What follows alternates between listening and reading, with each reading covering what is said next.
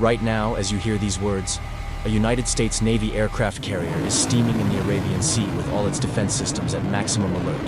The USS Abraham Lincoln, CVN-72, one of the most advanced warships ever built by humankind. And on February 3, 2026, at 10:42 a.m. local time, an Iranian Shahed 139 drone made a beeline for that carrier. 500 miles south of the Iranian coast, international waters, completely legal. Nothing they could claim as their own. An F-35C from Carrier Air Wing 9 launched from the Lincoln's deck and shot the drone down. Self-defense. 0 casualties. Mission accomplished. This is not speculation. This is not fiction. This is happening now as you watch this video. But here's the part nobody is saying publicly. The information defense analysts are whispering in private conversations. The reality that keeps intelligence officers up at night. The Abraham Lincoln isn't unsafe because of the drone. The Abraham Lincoln is unsafe because the Pentagon just discovered something terrifying about modern naval warfare. A truth that invalidates decades of military doctrine. And what they learned changed everything. But here's what defense analysts are saying behind closed doors at the Pentagon. When you shoot down a $50,000 drone with a $1 million missile, you've just proven 2 things at once. First, you can defend yourself. Second, they got close enough that you had to. That's the trap of perfect defense. You win the battle, but you lose the larger game. Every tactical victory gives away something. Every drone you shoot down is another data point. Every successful intercept reveals your response time, your radar signature, where your defenses are weak. And Iran? Iran is building a blueprint. Let's break down the numbers. January 26, 2026, the Abraham Lincoln gets sent to the Arabian Sea. This isn't routine. This is a direct response to rising tensions with Iran. The Lincoln doesn't travel alone. It never travels alone. Think of the carrier as a $16 billion tiger. Powerful, lethal. But even tigers don't hunt without protection. And the Lincoln's protection comes from 3 destroyers forming a shield around it. DDG-121, USS Frank E. Peterson, Jr., DDG-111, USS Spruance, DDG-112, USS Michael Murphy. All Arleigh Burke class, equipped with Aegis systems that can track hundreds of targets simultaneously and shoot down missiles while there's still blips on the radar. This is a carrier strike group. 75 aircraft, more than 5,000 sailors, $16 billion in floating military technology. And on February 3rd, an Iranian drone gets through, right to the edge, then gets shot down. Satellite footage tells the whole story. Detected, tracked, intercepted. But that's not the real question. The real question is, why send it at all? Because 500 miles south of Iranian territory isn't a gray zone. It's not the Strait of Hormuz where things get fuzzy. It's not some disputed fishing area. We're in international waters, clear cut. That's not strategy. That's just law. Iran knew the drone would go down. They knew we'd smoke it in international waters. They knew what happens to drones that fly at American carriers. They sent it anyway. Why? Because sometimes you sacrifice a piece in chess. Not because you want to lose it. Because you want to see how your opponent reacts. This is deliberate. This is calculated. This is a test. But it's not testing whether we can shoot down drones. They already know we can. This is testing something else, something bigger. They're testing the gap between seeing the threat and launching a fighter. How many seconds? Where are the destroyers? Which radar frequencies light up? How do your jets approach from what angle? At what altitude? It's like poker. Every time you bluff, he watches the timing, reads your tells, sees exactly how you move your chips. After 10 hands, he stops guessing. He knows. Every drone you shoot down is a free lesson on how to defeat you. And the F-35C that made the intercept? An engineering marvel. 5th generation stealth, sensor fusion, real-time data links with the strike group, the ability to strike targets before they know you're there. But here's the cruel twist. The more advanced your defense, the more valuable the data when you're forced to use it. It's like having a top-of-the-line safe, unbreakable, until you open it in front of someone. Now they know the combination, the angle, the timing of each rotation. Iran now knows what bird you launch for drone intercepts. They know your flight path. They know your thermal signature off the catapult. They know how long you take from alert to airborne. This is the difference between capability and security. The Abraham Lincoln can defend itself. That's never been the question. But security isn't about winning the fight. It's about never having to fight. And February 3rd, 2026 was the day the Pentagon realized that's no longer possible. Because what happens after the drone goes down? This is where it gets scary. Hours later. Not days, not weeks. Hours. Iranian forces harass a U.S. merchant ship in the Strait of Hormuz. This isn't a revenge attack. This isn't Iran lashing out. This is coordinated. This is a playbook. This is Iran timing how long we take to respond before they move again. And here's the chilling part. Every test that doesn't start a war becomes normal. Every boundary you don't hold becomes the new line. This is what strategists call erosion. 2 years ago, an Iranian drone aggressively approaching an American carrier would have meant war. Today, routine. Just another incident, another drone down, another ship harassed, another Pentagon statement with careful words about escalation. Iran's watching, taking measurements, finding out where our real red lines are versus what we say they are. And what they learn from this? It's training for something bigger. Because the drones, not the threat. Just scouts, mapping the battlefield for what's coming. And what's coming are missiles. Let me be clear. Iranian missile threat in 2026 exceeds what the Houthis pulled off in 2025. And we remember 2025.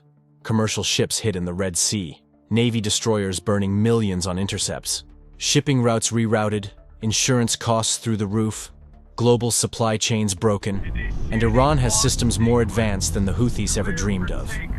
Fateh 110 ballistic missiles, 300 kilometers out, 500-pound warheads, Zafar cruise missiles, sea skimming, radar-guided, Gator anti-ship systems, based on Chinese designs, 350-kilometer range. Then there's the Russia question. This isn't speculation or conspiracy. This is actual intelligence assessment. Real possibility Russia is supplying advanced guidance systems, real-time satellite intel on our movements, air defenses that make strikes exponentially more expensive. The Pentagon knows it. That's why the language changed. Not rising tensions. Not monitoring. The official term now is dangerous phase. Dangerous phase. Let that sink in. This isn't drama. This is the Pentagon admitting the game changed. The drones aren't just timing responses. They're mapping destroyer positions, which means they know where the gaps are.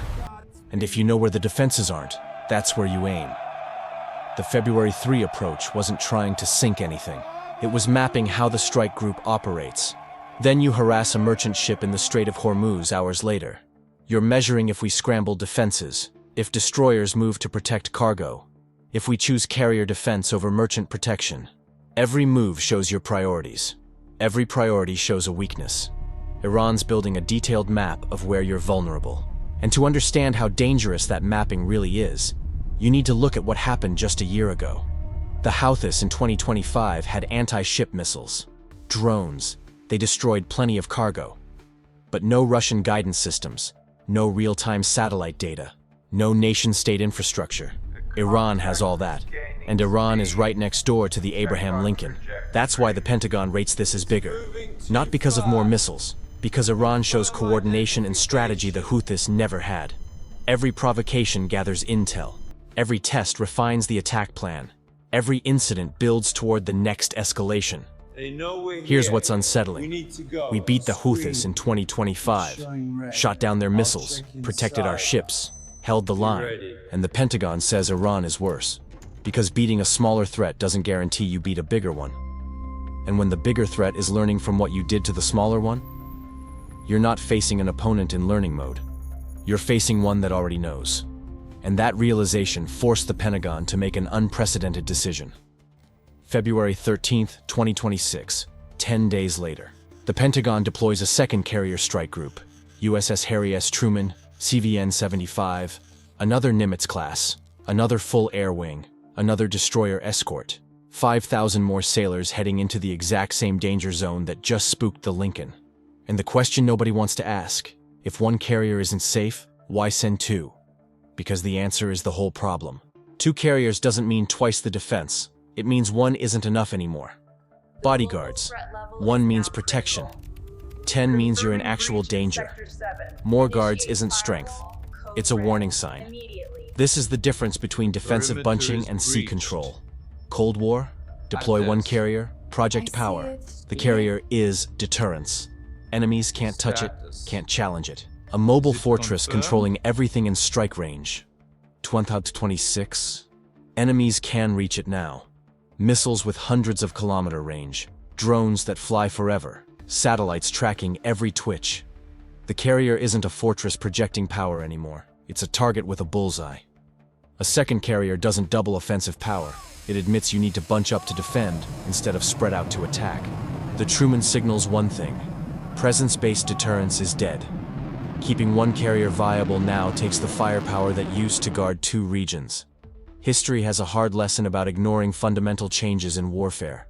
Before WWMC, navies obsessed over battleships. Battleships, the ultimate weapon, armor, firepower. Every serious navy built battleships because that's what naval power meant. Then WW2 happened. Carrier planes sank battleships before they fired a shot. Imagine you're an admiral in 1941. Battleships your whole career. Academy training on battleship tactics. Everything you know is battleships. Then Pearl Harbor. December morning. Aircraft destroy your entire fleet in 2 hours. Everything you learned? Worthless by breakfast. Nations kept battleships. They were still powerful. But how to use them? Broken. 2026 is the same story. Carriers are still the most advanced thing we have. Still powerful.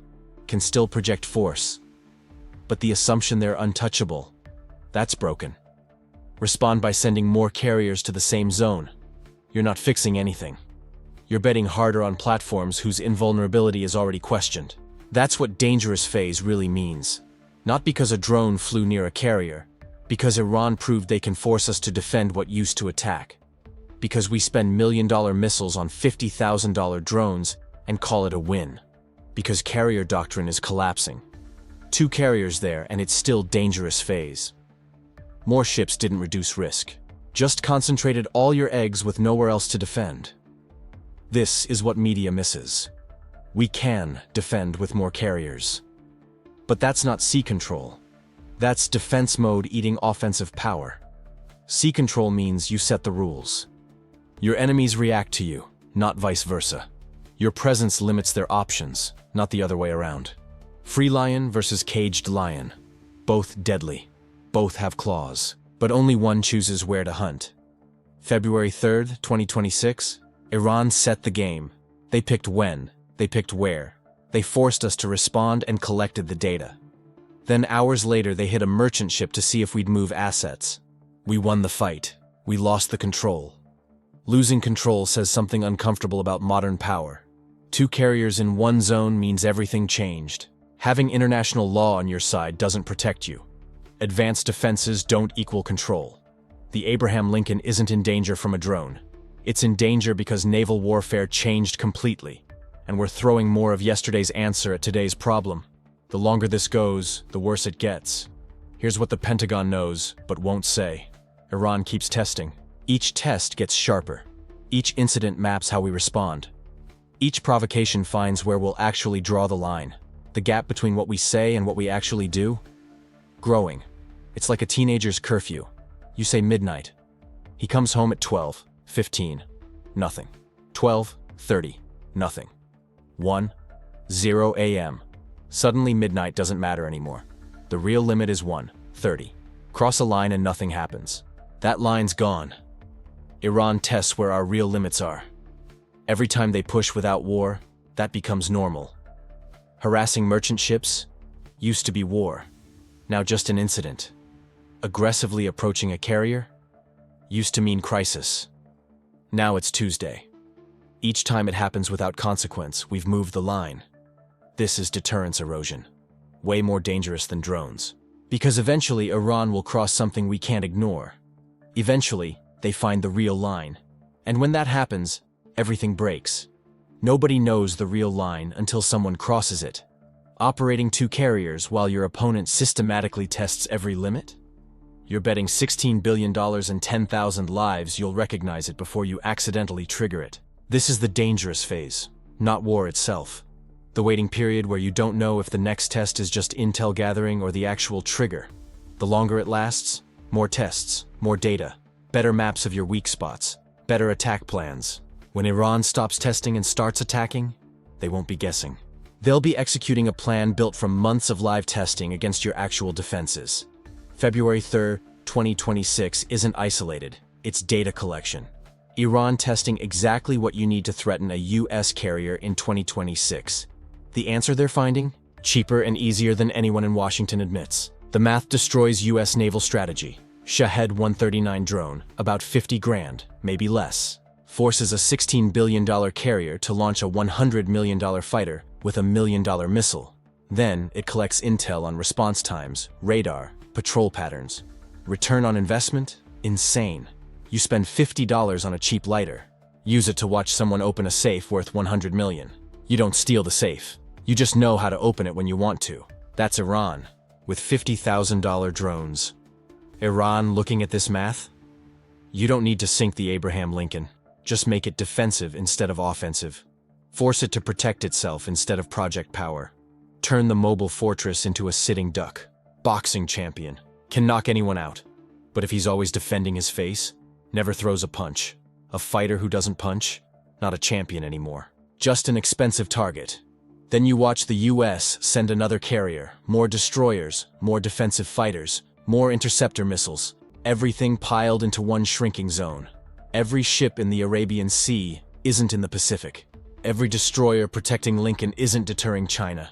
Every fighter on defense patrol isn't ready for other fights. That's how you kill a carrier without sinking it. Turn it from an attack tool into a resource drain.